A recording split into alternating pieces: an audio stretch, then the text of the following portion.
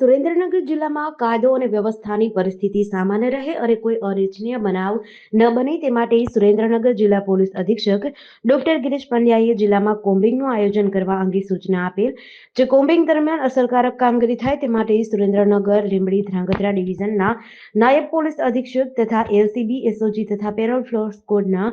અધિકારીઓને જરૂરી સૂચના કરી માર્ગદર્શન આપ્યું. આ કોમ્બિંગ દરમિયાન division wise LCB SOG parole furlough તથા અધિકારીઓ અને કર્મચારીઓ તથા સુરેન્દ્રનગર લીંબડી ધ્રાંગધ્રા ડિવિઝનના અધિકારીઓ કર્મચારીઓની અલગ અલગ ટીમો બનાવી સઘન કોમ્બિંગ હાથ ધર્યું હતું. જેમાં વાહન ચેકિંગને લગતા તથા ફૂટ પેટ્રોલિંગ તેમજ જીપી એક્ટ કેસ 9, બીએનએસએમ કલમ 281 મુજબ 16 કેસ, કલમ 285 મુજબ 17 કેસ, એમવી એક્ટ 207 મુજબ 71 કેસ, પ્રોહિબિશન 4 કેસ, નાસ્તા ફરતા આરોપી ચેક 13, નાસ્તા ફરતા આરોપી પકડાયા 2, હિસ્ટ્રી સીટર 10 ચેક,